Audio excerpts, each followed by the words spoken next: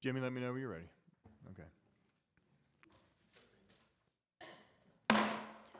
Good evening, ladies and gentlemen, and welcome. The date is August 16th, 2021. The time is now 7 o'clock p.m. I call to order a meeting of the Havre Grace Mayor and City Council.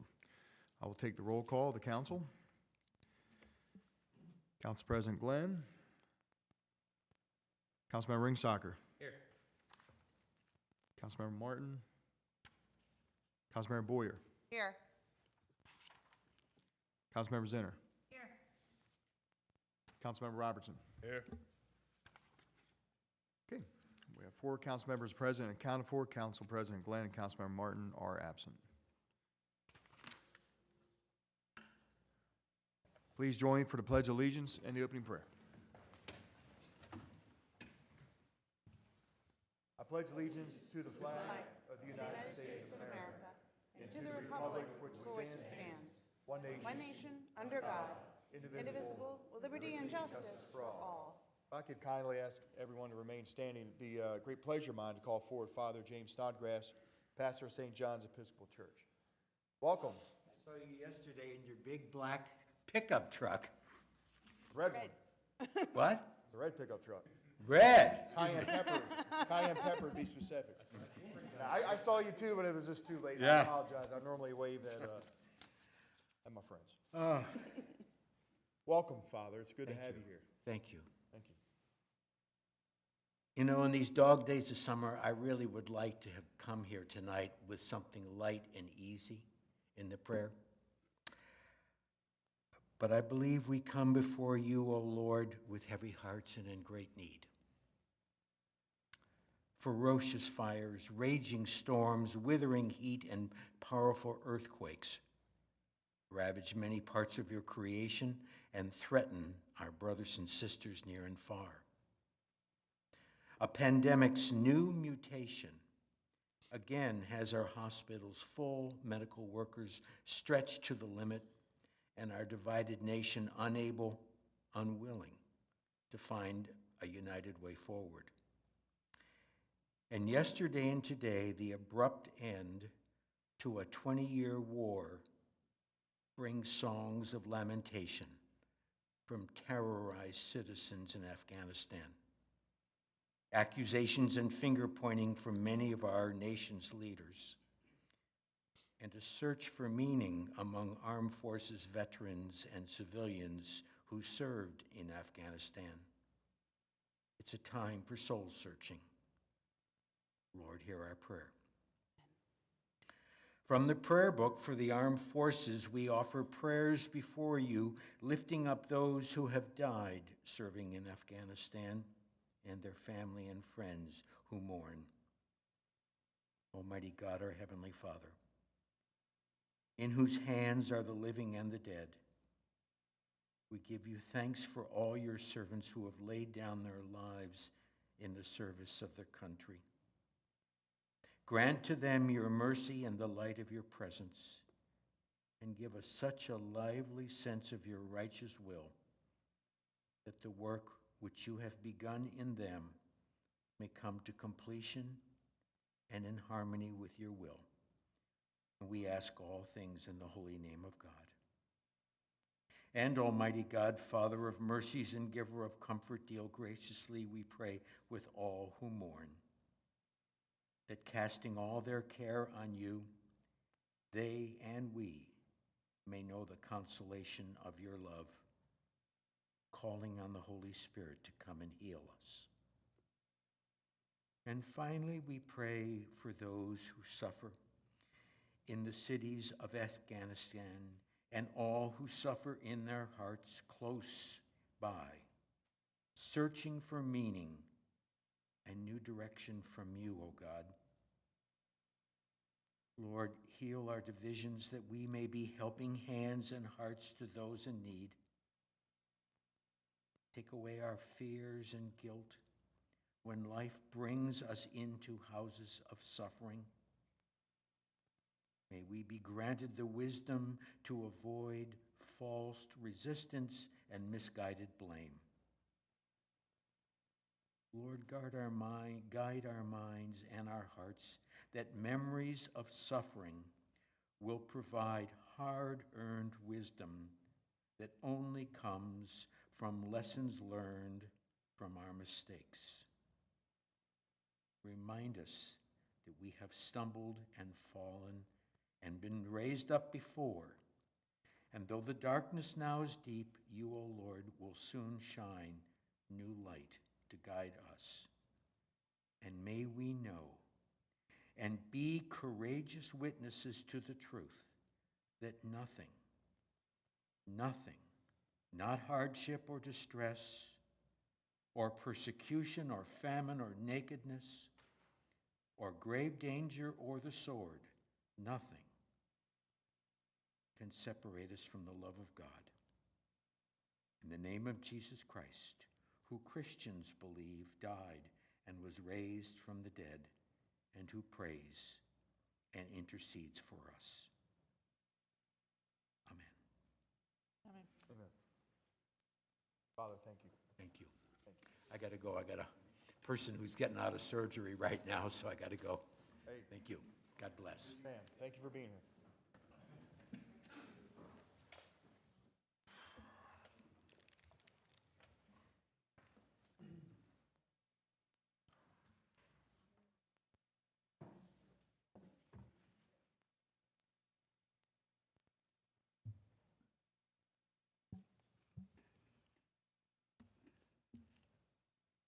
Council, we're going to move on to item number 5, approval of the minutes. City Council minutes from the August 2nd, 2021 meeting. Do I have a motion to approve? So move. Second. Motion by Councilmember Zinner, seconded by Councilmember Boyer. Questions or comments on the minutes? All those in favor say aye. Aye. All opposed say nay. The City Council minutes from August 2nd, 2021 is approved 4-0 in the affirmative. We're going to go to item 6, comments from citizens on agenda items. This is the part of the meeting's agenda. If you are here to speak on a matter that is on the agenda, please raise your hand and be recognized. If you are here this evening to speak on a matter of city business that is not on the agenda, we have a place at the council agenda at the end of, or we have a place at the end of the agenda you can speak. So I do have one pre-filled out form to speak on an agenda item. I'll call on this individual first. I'd like to call forward Juliet Moore. Good evening, Ms. Moore. Welcome to the City Council meeting. May you please have your name and address for the record. Juliet Moore, 734 Tidings Road, Havre, Grace, Maryland. Welcome. Thank you. Mayor and council members, we have an event coming up that the Havre Grace Maritime Museum is putting on a fundraiser, the Shrimp and Barbecue Fest, which is scheduled for Saturday, September 11th, 6 to 9 p.m. under the Community Pavilion at Frank J. Hutchins Memorial Park. So that is one of the items I noticed on the agenda. And basically the event, again, is a fundraiser that will have food and drinks, alcoholic drinks, beer and wine, served at the event. And the ticket price is $45 per person. We do plan to have raffle prizes and a 50-50 one site, and we have already obtained a gambling license from the sheriff's office.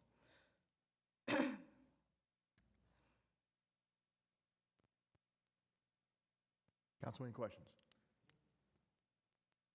Thank you, Ms. Moore. Appreciate it. Thank you very much. Thank you for speaking.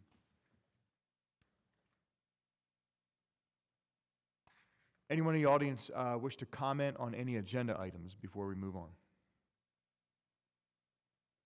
Any comments from council? Okay. We will move on to item number 7 in this meeting's agenda. Appointments this evening. We have no appointments. Item 8, recognitions. We have no recognitions.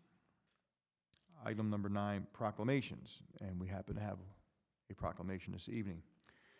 This proclamation is going to be, if you're in the audience or at home, please pay attention. We're going to be talking about a very, very well-known person in the city of Havre de Grace, pretty much a Havre de Grace legend. So we're going to be recognizing Miss Mary Lynn Snyder. And I would like to humbly ask Ms. Snyder if she would like to join me and any family members that wish to come forward. And I would ask, since Council President isn't here, I would like to ask my Director of Administration, Mr. Gamatori, to join me in a well.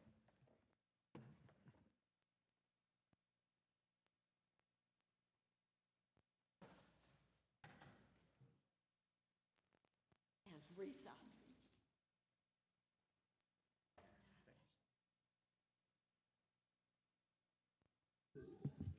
Oh, Charlie, thank you. How do I hold them like this? Like a bride? Like a beauty queen. Beauty queen. Okay, we'll pick up us talking. Okay. Thank you, Charlie. Absolutely. Oh, baby. Thank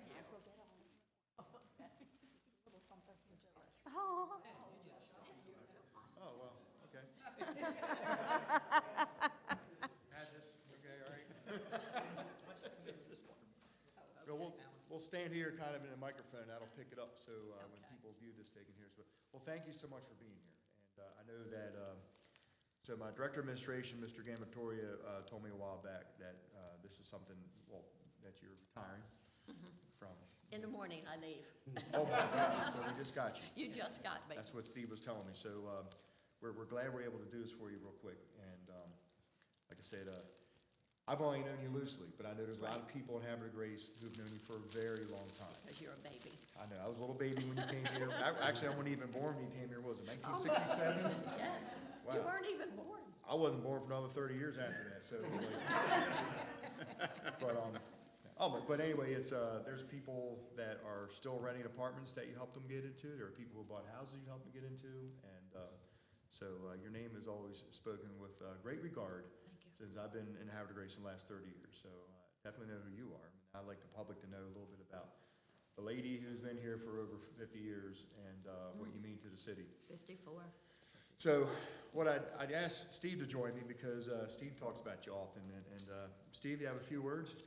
Yeah, I just, when you look at Havre de Grace and the transformation of the city, especially with the vision that the mayor has now, although it's many years after, really speaks volumes to what you always knew Havre de Grace could be, as far as the destination, our development of the waterfront, the conversion of some of the multifamily homes back into single-family homes.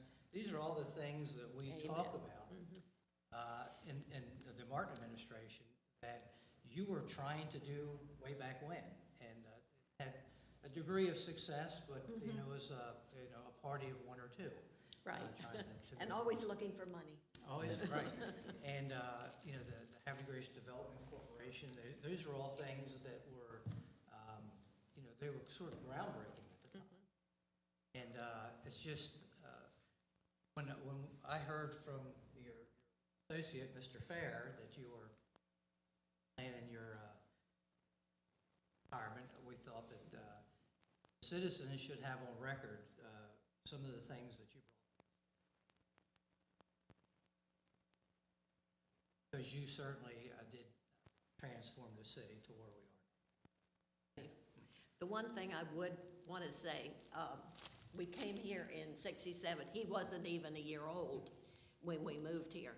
And at that point, they still had Dollar Days, we still had Newmeyer, we still had Benish's, Dolly Mae's, Alita's, all of the shops that people now clamor for.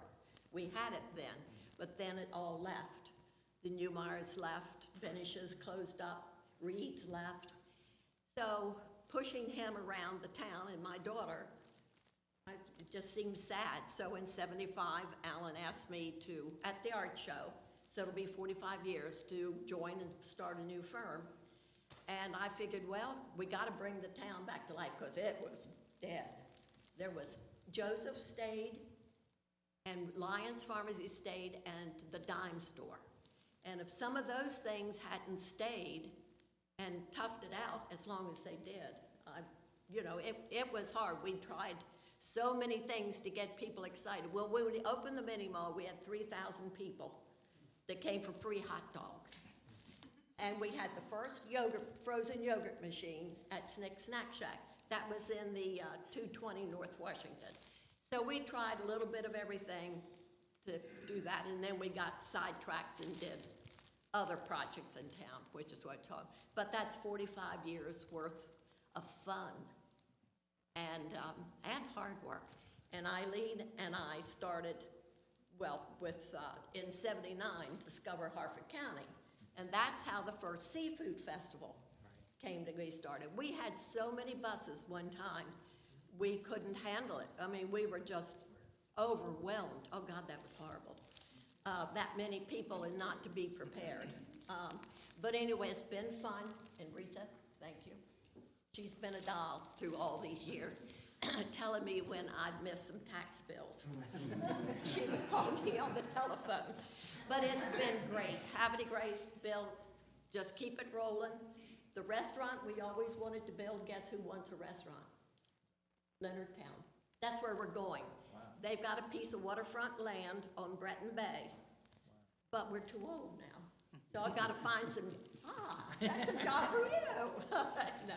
So it's interesting how life comes back around. And they've been here to see what you've done. Well, it's, like I say, it takes a movement with a lot of people. A lot. Nothing happens like a light switch in this world. It takes Hard time. work, you've got to push and It push. takes hard work, it takes good people, it also takes, just your mindset sometimes to think, what can be possible and believe in it. And I'm gonna ask you a question, what do you feel is probably the greatest, what do you think is Havre de Grace's greatest asset? The water and the people.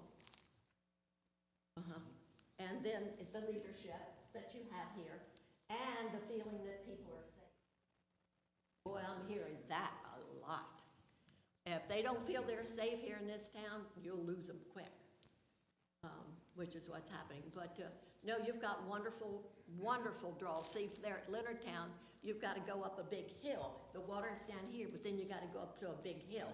And there sits the town. So that makes it a lot harder to get people to go down. They've tried to do a promenade in the condos, all those things. But it's a little harder because of the placement of the water. So you've got it right here. You can get down to it and touch it and feel it. Any advice for anyone moving into Havre de Grace you would give them? Well, Al and I, when we were doing it, we always moaned the fact there was nobody to follow us. We couldn't see any young ones coming.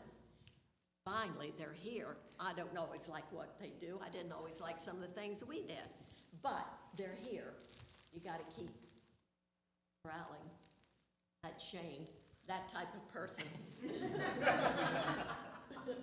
Don't make it too hard. The only thing I would say, every time we would go to do something, there was not consistency in what we were told. Things which, oops, here you got to do it this and this way. As a person, as a woman, when you tell me to do it this way, I want to do it that way because that's what you told me. But then I get an email saying you got to do it that way. That makes it hard to work when you're We not understand. consistent. Shane's great at, Shane follows the rules of the council, and that's what we try to clear I up think on the I've council. said enough. But anyway, we asked for advice, and what I got from that was, we need to make sure that I'll our send laws are Leonardtown back conducive. up here to follow you, Yeah. what y'all are doing. No, Now, the yeah. thing is they've gotten 3 new restaurants. That's a thing that would be good here, more restaurants, things like that. Absolutely. All right, thanks to everybody. Thank the citizens of Havre. Can I read your proclamation to the record real quick? then? Real quick. Oh, that's too long, Bill. Steve wrote this, but I want to read this into the record. It's awfully small print. I know. City of Havre de Grace proclamation for Miss Mary Lynn Snyder. Whereas Mary Lynn Snyder, her husband Carrie, and children Alan and Laura moved to Havre de Grace in 1967, Right. finding a home on Green Street where they could pay a mortgage of $126.72 a month. After Carrie completed his master's degree in psychiatric social work. Whereas Mary Lynn was a stay-at-home mom until her son Alan entered the 3rd grade, when she began her working career as a substitute teacher. She she loved but decided to get her real estate license in 1975. And in her first year, she had $1 million in sales. 21 homes it took to do that. Wow. Because everything was very inexpensive in Havre de Grace then. Whereas Mary Lynn recognized very clearly, or very early, the potential of the city of Havre de Grace and its ability to become a true destination. Mary Lynn's vision, tenacity, hard work, attention to detail, and love for the city of Havre de Grace has made her one of the pioneers in Maryland real estate and the revitalization of Havre de Grace. And whereas Mary Lynn has purchased, restored, and improved and repurposed more than 50 properties in the city of Havre de Grace, including the conversion of many of the historic properties from, quote, cut-up apartments back to the original glory and charm that we know today. And whereas in October 1978, Mary Lynn, along with other local investors and entrepreneurs, established the Havre de Grace Growth Corporation, focusing on both a citywide and downtown commercial revitalization of the city of Havre de Grace. And whereas Mary Lynn is the founding member of BCH Realty, A&M Properties, and most recently the Havre de Grace Alliance, as well as general partner in many high-profile city projects to include Chapel Heights Development, Concord Cove Apartments, the revitalization of the 400 and 500 blocks of Girard Street, the 600 block of Water Street, the 600 block of Otsego Street Apartments, the Vandiver Inn Complex, the 700 block of South Union, the 400 block of Green Street Apartment House, the 400 block of Franklin Street, not part of Copley's Pub, the former Montgomery Ward Building, which is now Lucana, the Rogers House, now Abbey Burger, the old Ordinary, the Seneca Cannery, the Maryland House Apartments, 224 North Washington Street, which is now the Havre de Grace Corporate Center, as well as development projects in Ocean City and in Aberdeen. Whew, we've been busy. Whereas Mary Lynn's development projects are a shining example of her passion for the city, but her most valued accomplishment is that of her family, the lessons taught to her by her mother, Margaret Bambrick. Quote, don't ever give up on anything. Don't ever be defeated. That's right. Nearly 60 years of marriage to Carrie, her children, Alan and Laura, her 5 grandchildren, Brandon, Colin, Catherine, Holden, and Luke. Now therefore, I, William T. Martin, Mayor of the City of Havre de Grace, along with the members of Havre de Grace City Council, wish to proclaim Mary Lynn Snyder as one of Havre de Grace's treasured residents, who was instrumental in laying the groundwork to shape the city of Havre de Grace into the destination that it has become today. I proudly present this to you, Ms. Snyder, signed by myself and the members of the council. Thank Do you. you have an extra hand for that? I do.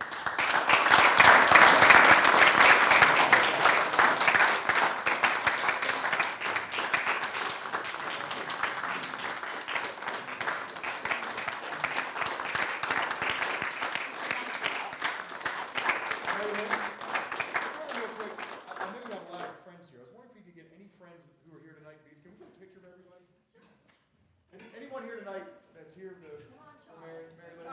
Jump in. Clark, Alan, come on, everybody.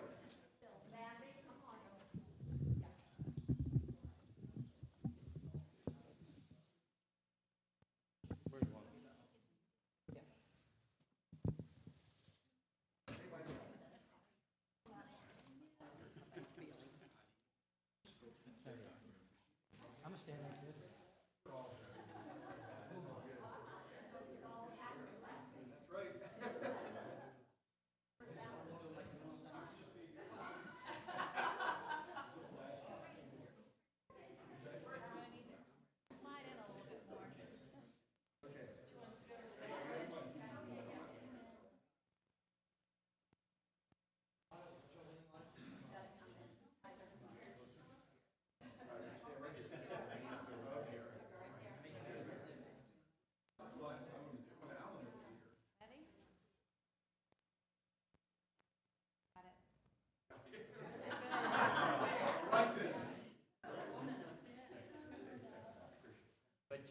Thanks, Clark. Thanks for coming.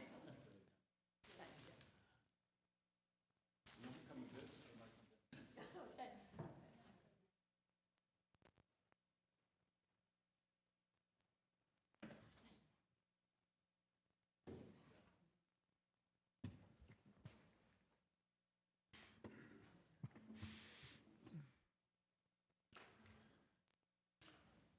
Ms. Eileen Rearman, former county executive for Hartford County. I didn't get a chance to recognize you earlier, but I want to thank you for being here this evening. Well, I'm delighted to join you. I just moved back to Havre, Grace, All right.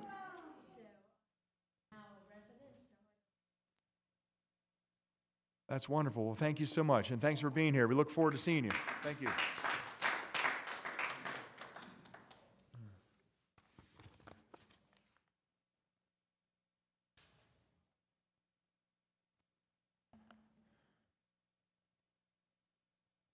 Hey, Miss Snyder has an amazing memory. Amazing memory. When I moved to Havre, Grace, she made it so much smoother for me and helping get everything in place. I could not have done it without her. She's She touches a lot of people. She has. She's an amazing person. Okay, we're going to go down to item 10 on this evening's agenda, which is presentations. This evening, we have no presentations. Resolutions, we have no resolutions on this evening's agenda. Item 12, ordinances. We have no ordinances. Item 13, old business. There is no old business. Takes us to item 14, which is new business, and we do have several items to be voted on for new business. The first one is going to be budget amendment 2022-04 that deals with the reassignments of some of my directors. And I'm going to hand that off to the chair of the Budget and Finance Committee for the introduction. That's going to be Councilmember Robertson. Thank you, Mr. Mayor. Mr. Mayor, fellow council members, I move to introduce and approve Budget Amendment 2022-04. Can I get a second? Second. Thanks. Second. Sorry. Thanks. Okay, council, I have a motion by Councilmember Robertson, seconded by Councilmember Ringsacher. This is for the Budget Amendment 2022-04. Questions or comments? Councilmember Robertson. Thank you, Mr. Mayor. For the ladies and gentlemen in the audience and at home, just a quick note, this is essentially using some of the funding from the ARPA funds, the American Rescue Plan funding, to pay for the contractual services of our contracts officer. So we're just moving the funds from the receiving line in the Water and Sewer Fund down to the General Fund 01. I think, contractors typically like to get paid, so. Thank you very much, Councilmember Robertson. Questions or comments? All those in favor say aye. Aye. Hi. All opposed say nay. Budget Amendment 2022-04 carries 4-0 in the affirmative. Councilmember Robertson, would you be kind enough to read the account numbers into the record, please? Sure. In the from column, account number 09-0001-49-00, fund transfers, ARPA fund, $163,700. In the from column, account number 01-1091-5001, administration salaries, regular time, $16,300. And in the to column, account number 01-1091-6276, administration professional services, $180,000. Mr. Horty, we square on the account numbers? Yes, sir, Mr. Mayor. Okay, thank you very much, Councilmember Robertson, and thank you, council. We're going to go to item number B under new business, special events. There is a shrimp and barbecue fest about to happen at Hutchinson Memorial Park. Director of Administration, Mr. Gamatoria. Thank you, Mr. Mayor and Council, for your review this evening. The first event is a shrimp and barbecue festival. It is sponsored by the Havre de Grace Maritime Museum and is being held down at Hutchins Park. The setup will be at 5 p.m. on the 11th of September. The breakdown will occur at 10 p.m. In the packet, you will see the setup of the event, and then also on the last page, the DPW and Police Department costs. There are zero costs to the Police Department. It'll be handled on routine patrol. And on the DPW side, $250.50, which primarily will be for trash, liners, and bathroom supplies. Thank you very much. Council, I have a motion to approve the Shrimp and Barbecue Fest. So moved. Second. A motion by Councilmember Ringsager, seconded by, no, sorry, motion by Councilmember Robertson, sorry, seconded by Councilmember Ringsager. Sorry about that. Questions or comments on this event? Councilmember Boyer? I just want to say, I think this is a great use for a public park. Thank you. Thank you very much, Councilmember Boyer. Any other questions or comments? All those in favor say aye. All opposed say nay. Shrimp and Barbecue Fest for September 11, 2021, 6 o'clock to 9 o'clock at Hutchins Memorial Park is approved by council, 4-0 in the affirmative. Next item, Mr. Gamatoy. Thank you, Mr. Mayor. Council, the second special event application this evening is the Bourbon Street Block Party. The organizers are the neighbors of the 300 block of Bourbon Street. The area that will be blocked off for the event will be from Washington Street to Strawberry in that 300 block of Bourbon. The setup will be at 11:45 on September the 26th. The breakdown will occur at 5 p.m. The event organizers, which are the members of the neighborhood, went to each of the residents on the block to get a sign-off so that they were aware and had no problem with the event occurring. There was one individual that was was opposed to signing the document, so the group decided to block the area from Strawberry up toward Washington, which would not have any impact on that individual's home. The cost for services, PD will handle this on routine costs or routine patrols, and DPW costs were barricades, no parking signs, and the such to have the area prepared. Thank you, Mr. Gamatoy. Council, I have a motion to approve. So moved. Second. Motion by Councilmember Robertson, seconded by Councilmember Ringsager. Questions or comments? All those in favor say aye. Aye. Aye. All opposed say nay. Bourbon Street Block Party, September 26, 2021 is approved, 4-0 in the affirmative. Thank you very much, council. Thank you, Mr. Gamatoria. Awesome. We're going to move to item number 15, which is Director's Reports, and we will start off with the Director of Administration. Thank you, Mayor, Council, and for the folks at home, I just wanted to bring up the action-packed weekend that we have in store coming up. Have excellent weather that's being predicted at this time, and the events will kick off on Friday evening. It's the Waterfront Festival. Friday evening's event will include a boat parade, a concert down at Concord Point, and food trucks available as well. So if you are unable to make the Friday night event, there's activities both Saturday and Sunday.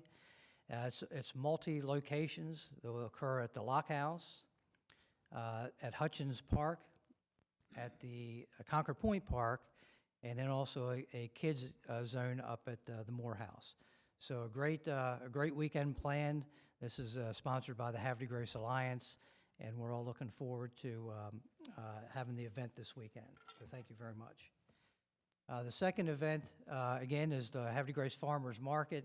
We've had a stellar turnout with both vendors and also with citizens coming out. It's a great location for it, and we look forward to the farmers continuing to support us with all their goods. And as the season has now progressed, we're starting to see a lot more variety of goods down there. So very good for that. And then lastly, I just want to make sure that everyone is aware that we have the Children's Art Festival that comes up each year. sponsored by the Havre Grace Arts Commission. And this year, there's going to be a children's art contest associated with that. I got ahead of myself. The Arts Collective. So let me back up for just a minute. So the Arts Collective, Havre Grace Arts Collective, there's such a large number of events that I couldn't list them all here that are coming up, both this starting tonight and then through the whole week and up through the weekend.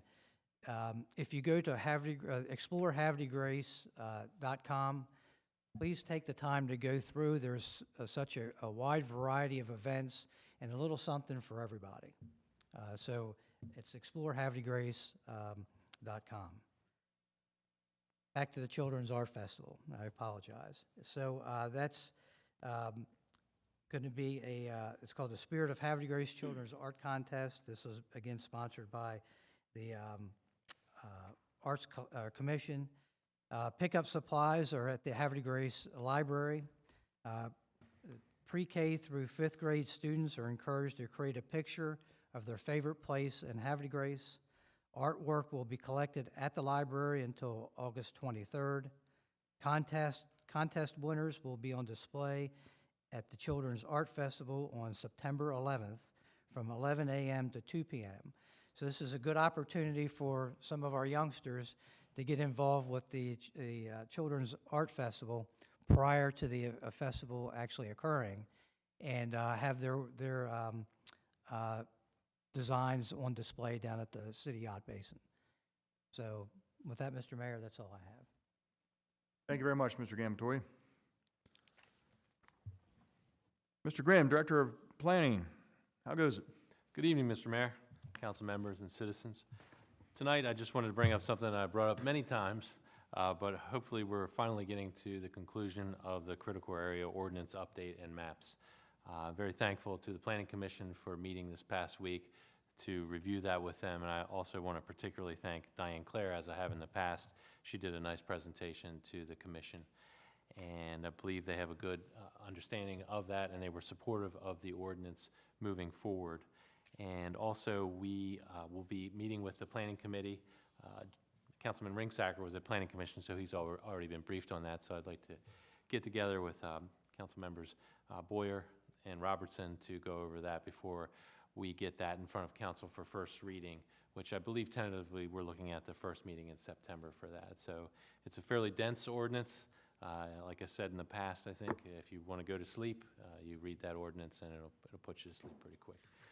But we are following through with what the state has recommended that we do in updating our ordinance based on their model ordinance, and they've been very good with us, although it's taken quite a long time. They've been very good with understanding how Havre de Grace is different than a lot of other jurisdictions with critical area, and how we're a bit of an anomaly. So they're working with us, and we're pleased to be working with them. So again, we'll be getting that in front of Planning Committee and pushing that forward soon. So look forward to bringing that in front of you. And I probably will have, I'll work with Director of Administration Gamatoria to determine how we want to do that. If we want to have Diane, or if the council and you would like to have a presentation that evening, a brief presentation, we can do that for you as well. And that's all I have this evening. Thank you, sir. Excellent. Thank you very much, Mr. Grimm. Appreciate the report. Thank you. Good evening, Mrs. Johnson, Director of Economic Development. Good evening, Mayor, Council, and citizens of Havre de Grace. A friendly reminder, on Tuesday, that would be Wednesday, August 18th, we have the Tourism Advisory Board meeting, 10 a.m. here at City Hall in this room. And also on the same day at 4 o'clock p.m., we have the Economic Development Advisory Board meeting. These meetings are open to the public, so if you would care to join us, we will be here at those times. The week of October 25th through 29th of this year is Business Appreciation Week. We are going to participate. The City of Havre de Grace has participated in years past, yet last year, due to COVID, we did not have the awards and the celebrations that they normally have in the downtown areas. This Business Appreciation Week, also called Economic Development Week, is celebrated through the Maryland Department of Commerce and also through the Maryland Economic Development Association, which is kind of the the state chapter for those of us that work in economic development.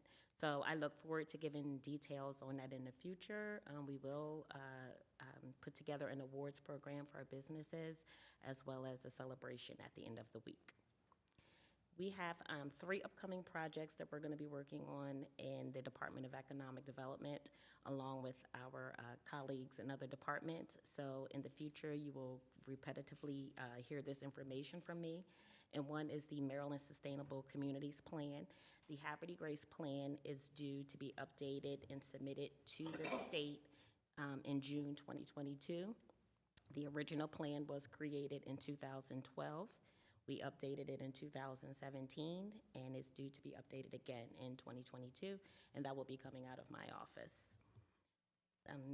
The other project is the Downtown Revitalization Project. This is a opportunity, again, for us to work together as a team, and our Director of Projects, Patrick Seipold, is taking the lead on this. My office will be participating, as well as the other offices in City Hall. And the last project, this one's getting off the ground soon, and it's the Auditorium and Gymnasium project. So as this project moves forward, I will also give details on that, particularly anything that has to do with the local business community. So that is all that I have tonight. Thank you very much, Ms. Johnson. Appreciate the update. Thank you. We're going to go to Mr. George DeHorty, the Director of Finance. Good evening, sir. Good evening, Mr. Mayor, council, citizens. First, I'd like to thank council for their support of the budget amendment and allowing us to move forward with that. It's very important, obviously, to the administration. In terms of the current financial condition of the city, the general fund is sitting at a balance of just below $11 million, and it's about a $1.3 million ahead of budget. Of that amount, over $1.2 million is due to the beginning balance being better than we anticipated back in March when we developed the budget. There are still other closing entries, but I believe we're now in the area where it's gonna land fairly close to that when it's all said and done. Salaries and benefits, as with many organizations, we have vacancies and having difficulty filling them, and as a result, our personnel costs are already running about $180,000 below budget. Grants revenues are also under budget, primarily due to timing as we go through the contract process to have the contractors develop the bids and that kind of thing. So I expect that will correct itself in due time. And our initial real property tax billing actually was just over $65,000 ahead of what we estimated when we did the budget with the constant yield. So those factors contribute to the $1.3 million ahead of budget that we have. The Water and Sewer Fund, the fund is sitting at right now at a fund deficit of just under $900,000, but it has increased over $375,000 for the year. The operating profit has been about $365,000 of that, and we've collected over $225,000 in capital fees already this year, and we have paid in debt service and capital projects almost $210,000 to make up the $375,000 increase. The Marina Fund is sitting at a balance of almost $900,000, and it has decreased since the start of the year by just under $65,000, which is quite a bit heavier than last year's decrease at this time of about $6,500. But the cause of that can be pointed to timing and the fact that we got our casualty insurance bill a little earlier this year than last year. It's not more money, just sooner in the process. So I expect that again, that they'll be back online here within the next report or two. And that's my report on the 3 major funds. I will say that of the ARPA money that we have received, just the last 2 budget amendments are the only 2 right now official uses of those funds. We are proceeding with the plenary portion and making sure that the things qualify before we move forward with them so that we don't have issues of having to pay for something we didn't intend to pay for because we're not doing it right. So we are moving slowly but steadily on the ARPA funding as well, sir. And that's my report for this evening. Thank you very much, Mr. Horty. Mr. Robertson. Thank you, Mr. Mayor. Mr. DeHorty, just a couple quick questions. When is the audit starting? The auditors will be here on the 30th. Okay. They usually here that during this first visit is to check the internal controls, look at the high points of what's been happening, and I'll discuss with them some of the valuations and stuff that we have been working on and make sure they're in line with it. And then after they leave, they'll be here about a week, and after they leave, it'll take a good month putting the reports together, having them do their quality review on their home turf of the reports before we issue them. So we're still on track to deliver them by the October 31 deadline. Roger that. And then my next question is, have we received the state bond funding for the feasibility study and all that yet? We have the state bond works on a reimbursement basis, so we have applied for a little over $700,000 of that funding. No, I'm referring to the auditorium, yeah. The auditorium. Oh, and no, then no, the, sir, we haven't. We have not yet had the final sign-offs from the You didn't get that onion state's paper or whatever? offices. It's all, they're doing their due diligence with us right now, so it has not yet happened. No, sir. All right. I appreciate it, George. Thanks. Yes. Thank you, Mr. DeHorty. Yes, sir. Lieutenant Humphreys, how are things in the police department? We're doing just fine, thank you. I have a couple reminders. School is starting, and with that in mind, we have a lot of speeding. Please slow down around the school zones. And the other thing is just popped up tonight, starting more prevalent, is the parking at the athletic field on the yellow curb. People just want to park there. I'm just going to pick my kid up. 10 minutes later, they're sitting there. So we go out and visit them. So that's all I have, sir. Okay, thank you very much for the reminder. Ladies and gentlemen, watch out for the yellow curb, right? It's not a place to park. All right. Thank you very much, Lieutenant. Enforce. That's a subject near and dear to my heart. Yellow curbs? Yellow curbs, yep, absolutely. Okay. My hobby. I talk about it every year, and when I announce from the booth during the football games, it's constant. People are parking there, and kids almost get hit all the time. So if we see you out there, we're going to have the police come over and give you a ticket. Just don't do it. Thank you. We're going to move on to item number 16, business from Mayor's office. A couple updates. So, I was trying to think out here, just streamline some things. I want everyone to know, okay, well, here's the big news. Last Friday, the city of Havre de Grace, which is us, the citizens of Havre de Grace, are now the owner of an old auditorium and gymnasium on Congress Avenue. So, in case you've been following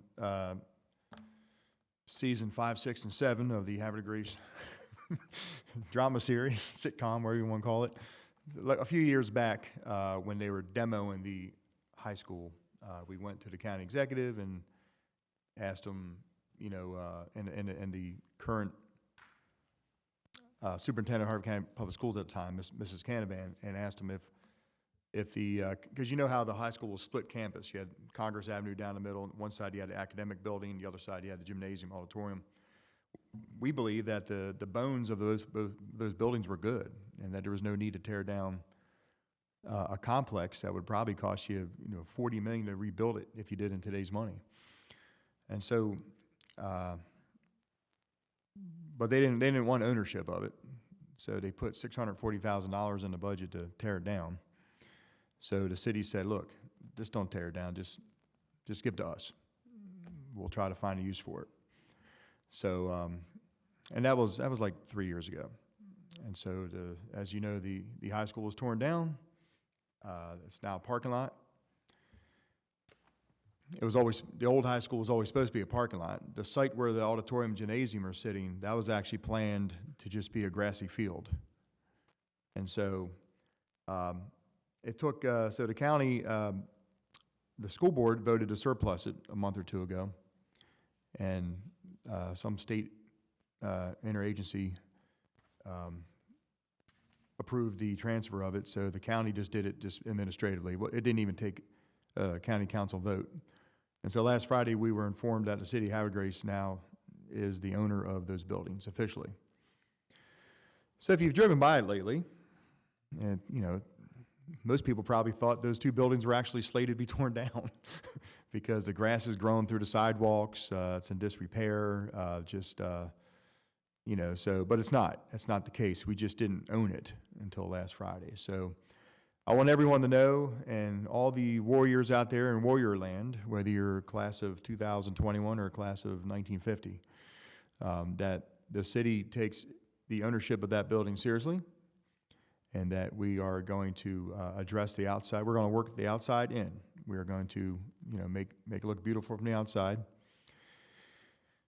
trim it up, make it look nice, you know, make the lawn look good, trim the trees, paint anything that's kind of rusty, and then we're going to try to figure out what to do with the inside. I mean, the prevailing idea has always been that the gymnasium should remain in the care of, or the use for parks and recreation. There's so much need for park and recreation use for kids, especially in the wintertime when it comes to indoor basketball, indoor volleyball, indoor soccer, just anything for kids to, you know, floor hockey, whatever, gymnastics, cheerleading. So we would like to keep that auditorium for that purpose, or the gymnasium for that purpose, but also we would like the auditorium, which is almost 1,000 seats. We really want to keep that auditorium for that purpose, shows and plays, an entertainment venue. It's a magnificent auditorium. I mean, if you've never been in it, it's just, you know, ginormous. It's really big. And they usually had a lot of the county band and orchestra competitions at that auditorium because these acoustics are so good in that room. So we toured it this week several times, and there's a lot to do. There's you have to understand when the teachers, there are still classrooms, you know, in that building that have, you know, March 13, 2020 on the chalkboard with homework assignments. Because that was the day, it was Friday, March 13, 2020, where all Harford County Public Schools were dismissed for 2 weeks to flatten the curve. And they never came back. And the teachers had a couple days in June of 2020 just to get into their rooms and clean them out. So there's a lot of stuff still left in that building. We will try to repurpose as much as we can, you know. We have to inventory it because it's now government property, but we'll try to help out our local parks and rec with all the equipment that's still there, and we'll figure it out. So basically what I'm telling you is this. The citizens of Havre de Grace are now the owners of that complex. It's a beautiful gymnasium. It's a beautiful auditorium. It needs a lot of love, and it needs some money. You know, I mean, so we have a firm, Mans Woodward, right now, which was awarded a contract to come back to us with a feasibility study on a concept plan of what it could look like being used moving forward, not as a school, but rather for public use. And the market that may exist for entertainment venues, the market that may exist in case we, you know, like have a partnership with someone who may perhaps come in and run the entertainment venue, because the city is definitely not in the entertainment venue. We don't book acts and plays. That's not our expertise. And also how much it might cost. So I just want to level with everybody and be straight up and honest. This is where we're at. We weren't really sure when we were getting it. We just kind of knew we would get the building eventually, like, you know, before they completely open up the new school. So we got it now. And we got to weigh the factor, you know, is it worth the city owning, or should we sell it? If you sell it, you don't know what's going to happen to it. You know, maybe somebody's going to buy it, tear it down, and, you know, make SciTech bigger or something like that, or Avonic. You never know. If the city owns it and then partners with somebody that can come in and run the entertainment venue part of it, that could be an option, perhaps. But we would need money to fix it up. So one of the things we will be working on is heavy soliciting to any partner of any state level or agency that would come in and want to partner with the city of Havre de Grace and try to get it to where it needs to go. So I'm just being honest with you. That's where we're at. There's no guarantees with this, but we will hold on to it for a while. It's not hurting anybody. There's no mortgage payment. I mean, it's ours. We'll make it look good. We'll press it into the service temporarily for some community functions, but we're going to work on it. We're going to see what happens. So as this progresses, we'll keep you posted with our success in trying to soliciting any agency help. So, but ideally, if it did succeed, can you imagine what that would do? You know, a beautiful auditorium, great gymnasium with an auditorium for 1,000 seats that just ran regular shows. I mean, it would just be an amazing economic driver for the city, especially with a, 300 lot parking lot just built right next to it. So we're optimistic that we could pull this off, but I'll keep you updated. Okay, so hopefully other people in other areas of government share good vision as well. Also, I want citizens to know that we're going to be making a change to the agenda next month. Normally, the way we run council meetings, and we've done this since before I got on council in 2008, it's just the way we've always done it. There's a place where early on in the council meeting where you can speak on agenda items, or if you're here because you want to speak on something that's not on the agenda, we ask that you wait till the end of the meeting. Well, kind of in discussions with some council members and some of my staff, sometimes we feel bad for people that come here just because they want to say thanks for something, and they're sitting here for 2 hours. And so anyway, and then we're kind of like weighing it back and forth. We don't always get a lot of people speak on agenda items and back and forth. And I know the way the Hartford County Board of Ed meetings, they usually have all their comments up front before they do business. So I just want everybody to know right now that the second meeting in September, not the next one will be on a Tuesday, but the second meeting in September, we will have our public comments all up front. Whether it's going to be an agenda item or whether it's going to be just any other business. And we're hoping that is more citizen-friendly, if you just pop it in because you want to say something. But the reason I'm giving everybody a little leeway time is because our citizens are so used to thinking, well, I want to say something that's not on the agenda, so I'll show up around 8 o'clock. I'm giving you guys, everybody, heads up right now. Show up when it starts, because we'll probably run right into it in a couple minutes. So and I'll make another announcement next council meeting. So just trying to run things so it's a little bit more streamlined for the citizens. And with that, make sure you make it to the Waterfront Festival this weekend. It's going to be off the hook. Oktoberfest is going to be planned. It should be on the council agenda soon for approval. The only thing about the Oktoberfest this year, different than 2 years ago when we had it before COVID, is it's going to be at Concord Point Park this year and not Hutchins Park. We feel Concord Point Park has some more room, and when we had the Defenders Day weekend there back in May, it worked out really good the way the setup was. So Oktoberfest is going to be at Concord Point Park, and this year it's going to be in October. I'm joking. Anyway. September. October 16th, I believe. So that'll be Oktoberfest, October 16th. All right, with that said, I've talked enough. I got some other stuff to talk about. It's not that important. We'll go into council comments, and we're going to go with Councilmember Boyer. Good evening. Good evening, Mayor, council members, everyone in the audience. Thank you all for being here. I want to give kudos to the residents of Bourbon Street. It sounds like you guys are going to have a great event. I want to encourage more communities or neighborhoods to do this and find ways to get together and get to know each other. I hope you guys have a wonderful night that night, or day, during the day. The Street and Traffic Safety Committee is going to have a meeting on the 23rd of August at 6 p.m. It will be a virtual meeting. I too am looking forward to the Waterfront Festival. I'm going to be volunteering a couple of times and encourage others who are interested to come out and volunteer to help make it a wonderful day. And finally, I just want to give my regards to our college-bound citizens. I hope you all have a great year. Please be safe, please study hard, and remember, please always act with grace. Thank you. Thank you, Councilmember Boyer. Good evening, Councilmember Zinner. Good evening, Mr. Mayor, council members, and citizens. I don't have too much to say this evening. I do want to remind everyone that the Arts Commission will be meeting next Tuesday night here at City Hall at 6:30 p.m.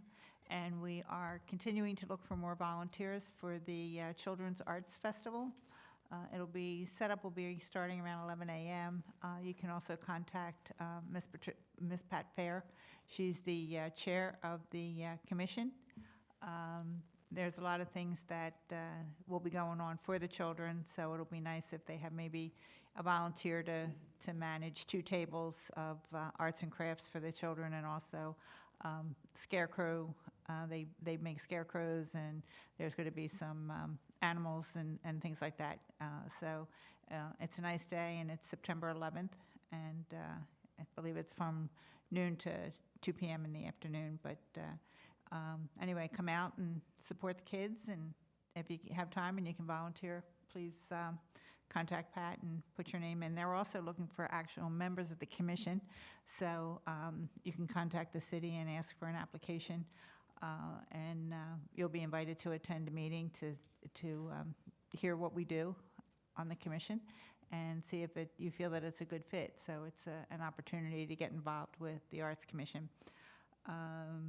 The Historic Preservation Commission met last week, and we now also have an opening. And if you're interested in historic preservation, please again contact the city and ask for a application, and it will be given all due consideration. The other thing I just briefly want to talk about is last year I spent a lot of time talking about the census and encouraging people to make sure that they completed their census. So there were some numbers that were published on Friday regarding the census, so I'm only going to talk about Harford County. But overall, Maryland's population grew by 7%. So in 2010, we had 6,177,224 citizens or residents. In 2020, we now have 7,580,896. These are not final numbers because there's a segment of the population that are incarcerated individuals, and they will be properly located at their address, not where they're incarcerated. So these numbers could change. But what it means for Harford County, and what I spoke about practically every council meeting, was completing your census is very important when it comes to funding from the federal government and from the state for schools, highways, healthcare, et cetera. And Harford County is up 16,090 residents. I don't know, I look around and I think half of those people are in Havre de Grace and maybe some in Aberdeen. So I think in the past 10 years we've grown significantly. So hopefully that'll be good for our municipality in terms of funds for education, healthcare, et cetera. Our neighbor, Cecil County, grew by 2.6%, 2,617. So when I have more concrete numbers, I'll share them with everyone, but I just wanted to share that information because the numbers just came out on Friday, and thank everyone who completed their census form because it is important, and you won't have another opportunity for 10 more years, so thank you. Thank you very much, Councilmember Zinner. Good evening, Councilmember Robertson. Good evening, Mr. Mayor, fellow council members, city staff, ladies and gentlemen here and at home. A couple things to get through, and I'll try and do it real quick. So Saturday, this coming Saturday, the 21st, there's a whole lot going on in the city of Havre de Grace. And to add to that, I just wanted to reiterate that the American Legion is hosting a poker run, and that's to benefit the Boys and Girls Club of Harford and Cecil County. So the registration time is 10 a.m., so show up at 10, register, and then, they give you your locations one by one. And then last bike in is at 3 p.m., and there'll be a band, and we'll have some food. So come on out. Should be a good time. September 25th, again, another date with a lot going on in Havre de Grace. The American Legion is hosting Josh Christina. If you're not familiar with Josh Christina, he's a really well-known piano player. Does a lot in the styles of Jerry Lee Lewis and Elton John, and he'll be performing at the American Legion September 25th. Doors open at 5 p.m. for the dinner. So it's a dinner ahead of time from 5 to 7, and then 8 p.m. starts the show.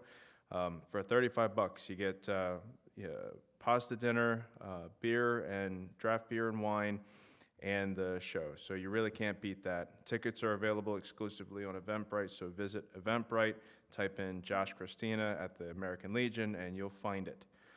Also, on September 25th, the Youth Festival is taking place down at Hutchins Park, entitled Refuel for School. It includes a back-to-school drive, DJ, games, etc. The target age group is really like the teenager range, but there's going to be something there for the whole family, so there will be school supplies for like the elementary school kids, middle school, high school, etc. So bring them on out. This Wednesday, again, as Ms. Johnson had noted, the EDAB will be meeting here at 4 p.m. The next Youth Commission meeting will be taking place August 26th at 7 p.m. in the large conference room. And Carolyn, Casey, do you guys have any heartburn about skipping budget and finance this month? Okay. Yeah. George, anything significant? Yeah. All right. So we'll be skipping budget and finance committee this month. And then finally, you know, Reverend Snodgrass kind of touched on it a little bit, and I think his prayer was really well placed for this moment in time. Because if you've been watching the news, which I've been actively avoiding until last night, I just couldn't avoid it anymore. But these are some interesting times to be alive in, and this is going to be, you know, we're living out a huge part of history right now. And, you know, I know that with any conflict, there's always going to be large politicization. There's going to be, you know, a lot of public support in one direction or another. There's going to be a lot of finger pointing and a lot of blame. But I just want to let, you know, my fellow vets and civilian contractors and DoD civilian employees that spent any time in Afghanistan, just want to let you know that you did your job. You know, you're the tool of foreign policy. You went there and you did your job. And for as long as we were occupying that country, you know, you did your job. You kept your battle buddies safe. You kept America safe.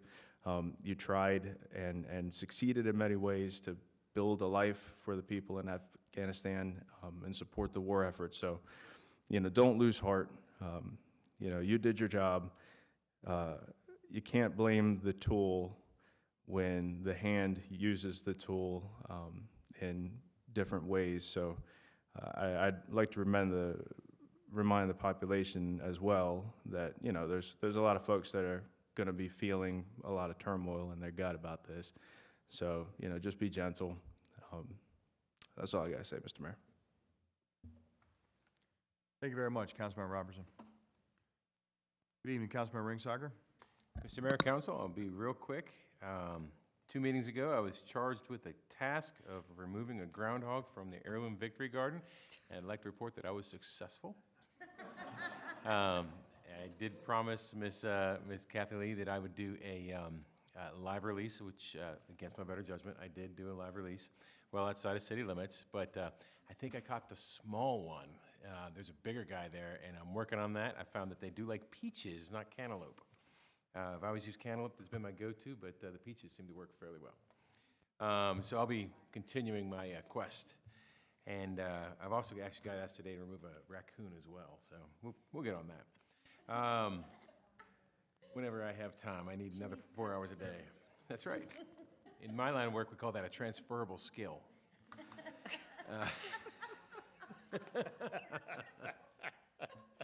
So back to football. Football season has started. Our first game is for rec is September 11th. I don't know where we'll be, but we'll probably be rotating back and forth with the different teams. So please be careful with the kids. You know, they are our future, and you know, I can't imagine if one of my kids got hurt because somebody was stupid enough to park on that yellow. So please be careful, watch out for them, and just parents with the kids out there playing, make sure they stay hydrated. It's getting pretty hot out there. It was okay today, but you know, you can't rely on the kid being smart enough to drink enough water before practice. So make sure they can stay hydrated. And since Council President Glenn isn't here, I will say warrior proud, grace on top. All right. Thank you very much, Councilor Ringsager, I appreciate it. We're going to move on to item 18, which is comments from citizens. This is the part of the evening meeting where you can speak on any matter of city business you choose. What I'm going to do before I call on the audience at large, I have a couple filled out forms I'm going to call on first. So I'd like to call, make sure I say the name right, George Suppley? Okay.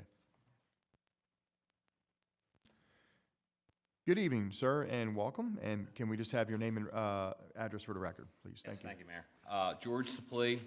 I'm a slip holder at Tidings Park Marina, slip number 120. Welcome. Thank you. Thank you, council members.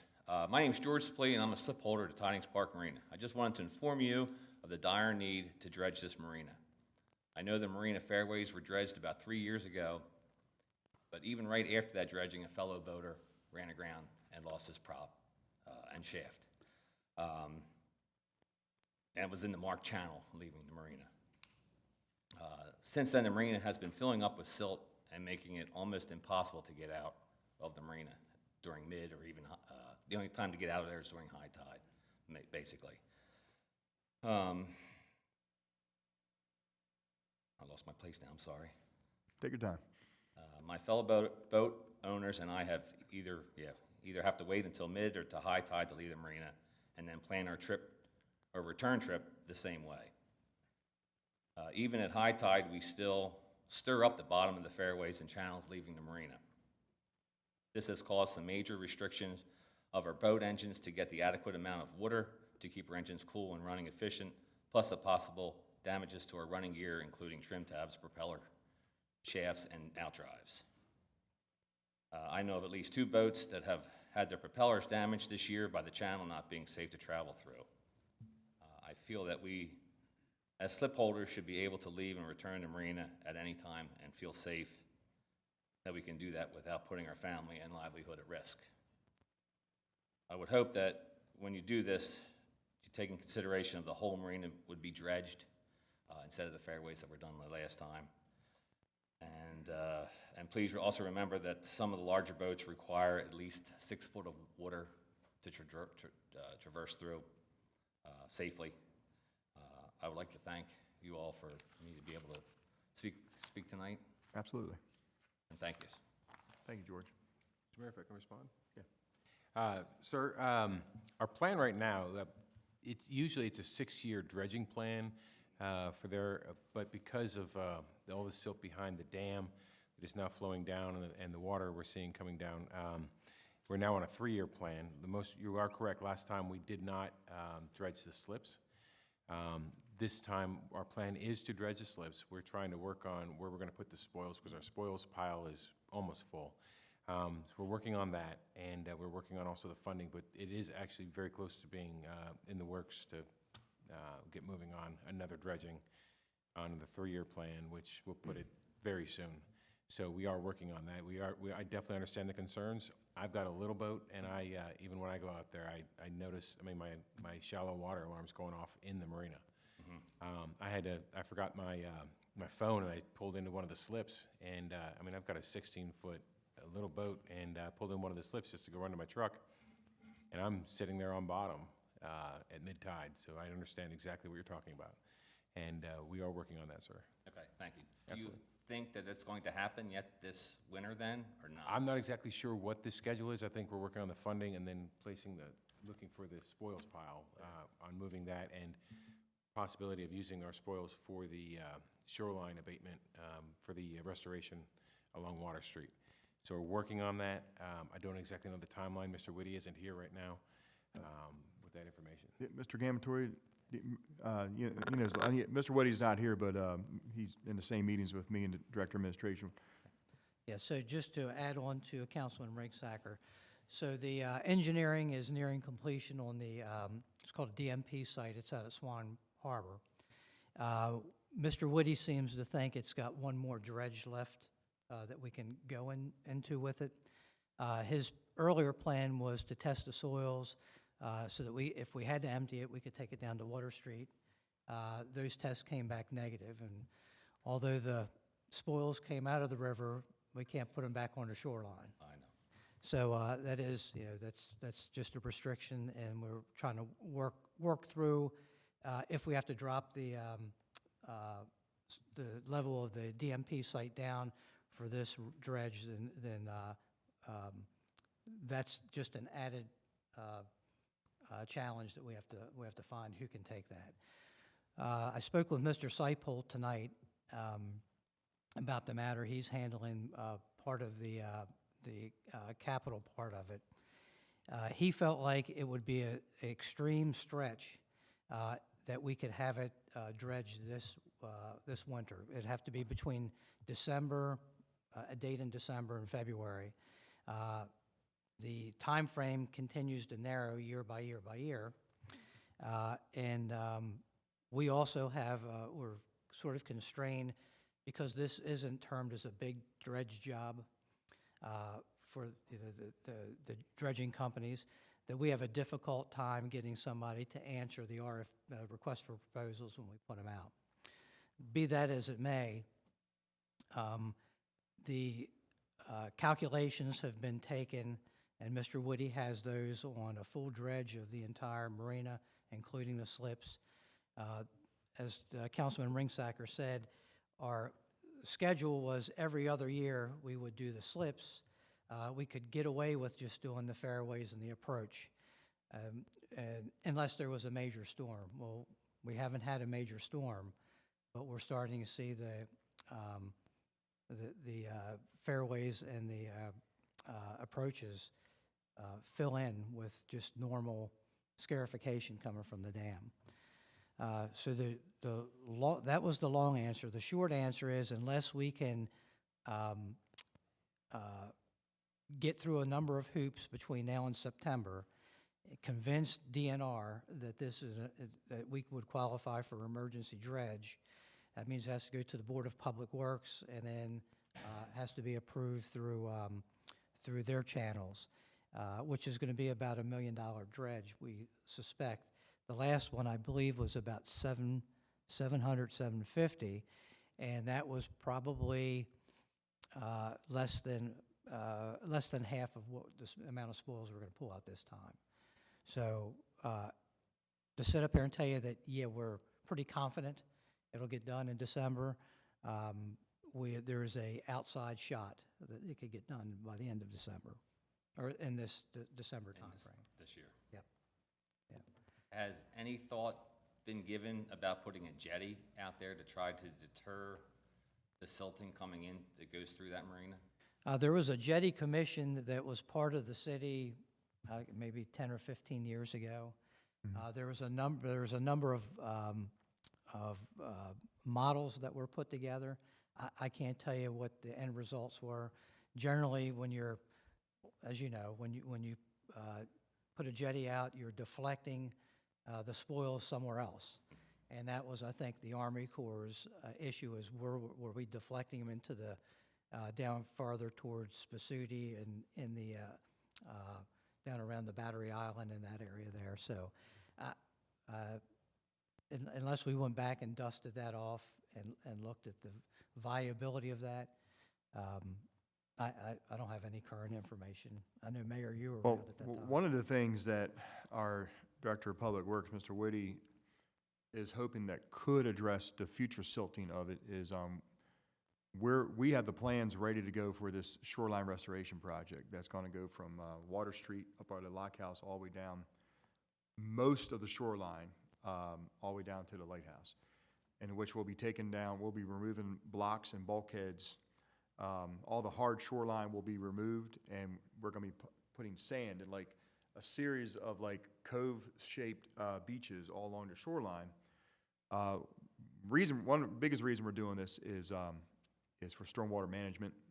It's kind of going to look like the cove behind the Maritime Museum that was put there a couple years ago. But long story short, not only will it benefit stormwater management, but the hydrology behind this, the thought process is that instead of a hard shoreline, that with these series of beaches could also slow down or remediate the silting in. That's what the hydrology studies are showing. So, and the state's paying for a lot of that. We're just waiting for the Army Corps of Engineers to get us green light, and that's ready to go. So we're hoping when this next dredge does take place, that the fill-in, the silting in will be slowed down dramatically with the shoreline project we're doing. So we're not just keep throwing money and money and money into something that's going to keep silting. So we're going to try to fix it and then hopefully solve it.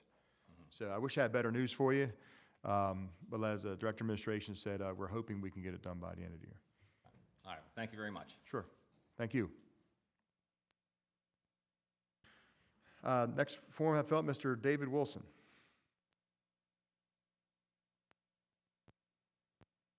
Good evening, Mr. Wilson. Welcome, and may we please have your name and address for the record. Good evening, Mayor and Council. My name's David Wilson. I'm from 109 Paradise Drive in Havre de Grace. Really, my question was this similar question with Mr. Suplee at the marina. Just an example of what we deal with. I have a 5-foot draft. We didn't have a very high tide yesterday. It was at 5 o'clock. I had to wait till 2:30 to get out of the marina. So then I had to come back 2.5 hours on the other side of high tide. So it doesn't give you much day out on the water when you have to wait till 2:30. So it's quite the challenge. And I understand the slip fees are going to be increased, and it's understandable over a long period of time. They've been the same. But I would also mention that maybe Wi-Fi could be installed. I do know that the H-Man is being used in northern Harford County, and it is at the park, so I don't see a reason why the city couldn't get with Harford County to make that happen. Improve security for the slip holders. And then, based on Mr. Gamatori's comments, unfortunately, I may not be a slip holder next year, but got to do what we got to do. Now, you're talking about this shoreline restoration stuff. You're saying from where to where? Water Street, northern Havre de Grace, where the lock house is area. It's going to be a very good portion of the shoreline. Even not just public, but some private property owners have agreed to consent to the shoreline restoration. Okay. All right. Basically, you're taking bulkheads and block and turn it into beaches where, and it'll be more a natural look to it, but also it'll help with stormwater management for the city, but it also should help with the hydrology of the sediment coming in, we think. So. And do we think that's not going to affect the other marinas? I guess they're taking that into account? Yeah, the whole point of it is to keep our marinas from filling in. Yeah. All right. Yep. Thank you. Sure. Thank you.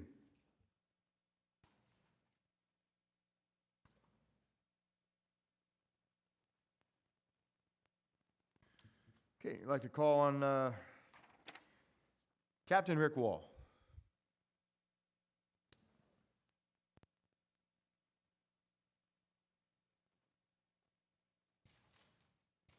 Good evening, sir. Welcome. May we please have your name and address for the record?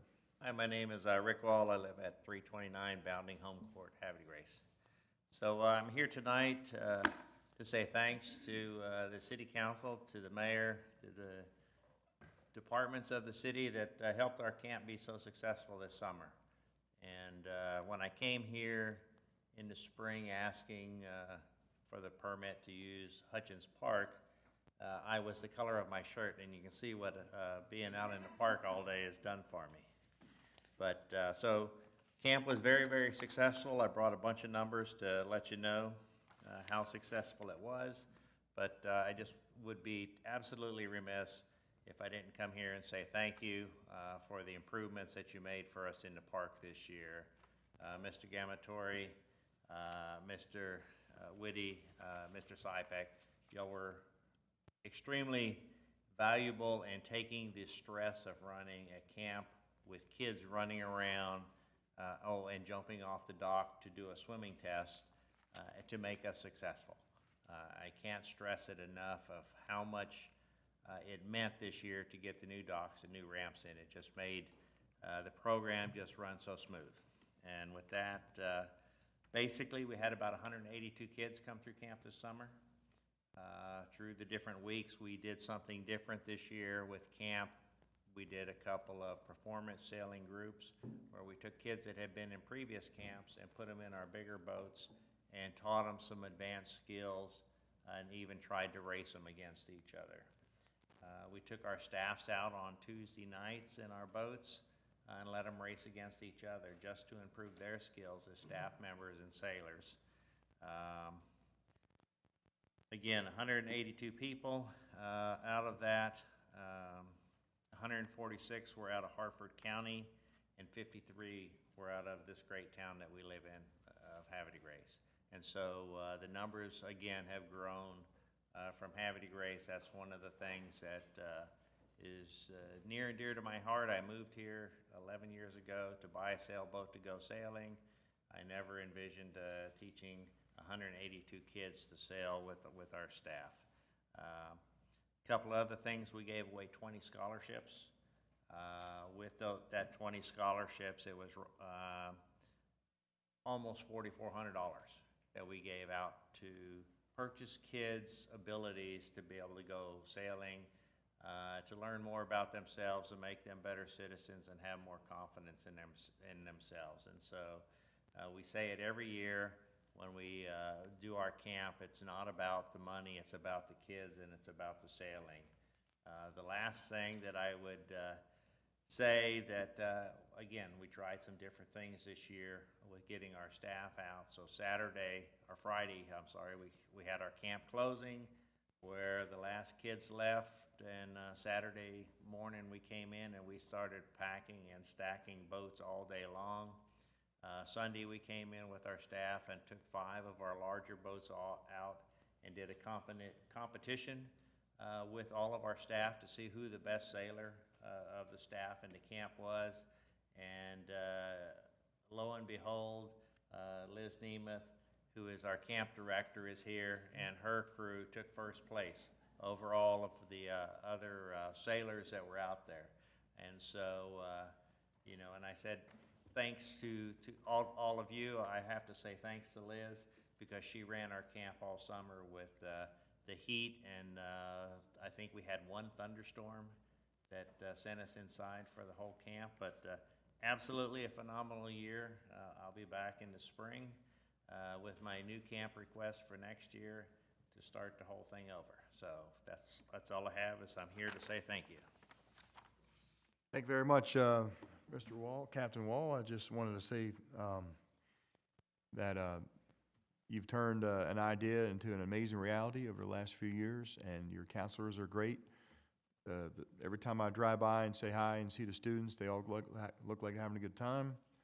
My son was a resident of yours for 2 weeks, and he did a good job. And I want everyone out there in TV land to know that whether you have a background in boating or not, and you have a child or a grandchild, I highly recommend next year reaching out to the Havre de Grace Sailing Camp and enrolling your child in this camp, because you've given, my son's 14 now, and I think this may be his 3rd or 4th year in your camp, but I'm not a sailor. I mean, I can't teach him anything about sailing. I'm a powerboater, and but he's 14 years old. He hasn't spent a dime from all the grasses he's ever cut in the last 3 years, and all he wants to do is buy a sailboat.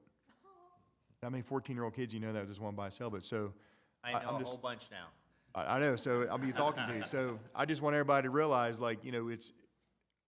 it's not just a camp for those who are boaters. It's a camp for kids that, even if you live in Pilesville, Harford County or somewhere, I mean, it expands kids' horizons, and it gets them into a new world of things they never thought about, So, like I said, we're very proud to partner with you as a city of Havre de Grace. We are a city on the bay. And so, like I said, anything we do to help you in the future, I thank you for all the hard work, and Rick McGrader and Gordon Black and Chip and everybody and all the counselors, Liz. And so thank you very much for everybody that supports the program. So, and the last remarks I have, one thing I didn't bring out of my notes is, so this year we had a kid come from the UK to go sailing. We had kids from Oregon, Nevada, Arizona, all fly in to be with grandparents or their parents to go to our camp. And so the outreach is there for everybody to come to Havre de Grace to go sailing. And so, again, it's because of what you've helped us do in supporting us. And so a huge heartfelt thanks from me and the entire board and Liz of what you've done to make our lives better, because so far we've had almost 500 kids go through camp over the years. We've had one kid withdraw because they just didn't like sailing. So, That's thank you excellent. very much. Thank you, Rick. Thank you. It's my last form that was pre-filled out before the meeting. Now I'll just call on anyone at large that wishes to address the council.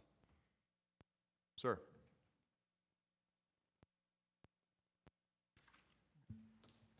Good evening, sir. Welcome to the City Council meeting. May you please have your name and address for the record. Kevin Racine, 1818 Ontario Street. Welcome. Just wanted to let you know the meetings are opening back up, and I'm not only working with the people down into the Baltimore, Washington DC area, but also up in Delaware and Philadelphia, and they welcomed me back, and I just had a meeting just before this meeting, and it's amazing to see how our future is going to look. When people say that they always need a car, or what happens if our car breaks down, how would I get home? I'm actually in the planning stages along with North and South to show how we can make up a car just like the tags that we have for our cars now. But it will be given to individuals to be able to get to the hospitals and get to the other places where our veterans, I got 5 VA hospitals that can be used right from Havre de Grace. I've got the Greyhound still going up and down Route 40 with no problem. And a lot of these things said that when the COVID occurred, that all these things would go to the wayside because it was so new of projects. So I've been welcomed back, and I'm very thankful that people are wanting me to speak out about what I've learned and how I'm able to even take people all the way out to Pittsburgh with no problem from Harford County. So if we look at all the things that are happening when we have our events in downtown Havre de Grace, how many outside cars from New York, New Jersey, Philadelphia that are sitting on St. John Street. It only gives me the ability to speak about that at the other meetings and try to develop our transit and keeping people that come from other states and how they need to support our rail, hopefully our rail station, possibly being open in the future. So I just wanted to let you know that I'm already on board with a lot of these people, and if I can do of anything to help out, don't hesitate to, I'll take you all for a ride. And I think that sometimes people have been amazed at how I can get them up and down the road with little to no problem. It depends on how people get on public transit to use it properly. So, is there any questions? Okay. No. Thank you, sir. Thank you. Have a good evening. Thank you very much. Who else wishes to address the council this evening? Any comments from council members? Councilmember Robertson, item number 19, we need to move into a closed session this evening, and care to make a motion? Mr. Mayor, I make a motion that we go to closed session. Do I need to read all this first? Yes, you have to read into the All right. record. I'll read all of the stuff. So I make a motion to recess at the end of the council meeting and go into a closed session on Monday, August 16th, 2021, to consider the following matters. Legal consultation with city attorney regarding status of the Pencil v. HDG lawsuit. This meeting will be closed under General Provisions, Article Section 3-305, B7 and 8. B7, to consult with counsel to obtain legal advice, and B8, to consult with staff, consultants, or other individuals about pending or potential litigation. The reasons for closing the meeting are the discussions surrounding attorney-client communication regarding litigation, strategy, and legal are sensitive and are entitled to confidentiality under the attorney-client privilege and work product immunity. The council will not reconvene after adjournment of the city council meeting open session. So we'll go into closed session, we'll close closed session, we won't come back out here. vote to close meeting. I make the motion. Council, I have a motion by Councilmember Robertson to go into closed session at the conclusion of tonight's council meeting. Have a second. Second by Councilmember Zinner. All those in favor say aye. Aye. All opposed say nay. Motion for this council to move into a closed session to discuss the pencil litigation status at the conclusion of this council meeting. It was approved 4-0 in the affirmative. Thank you very much, Councilmember Robertson.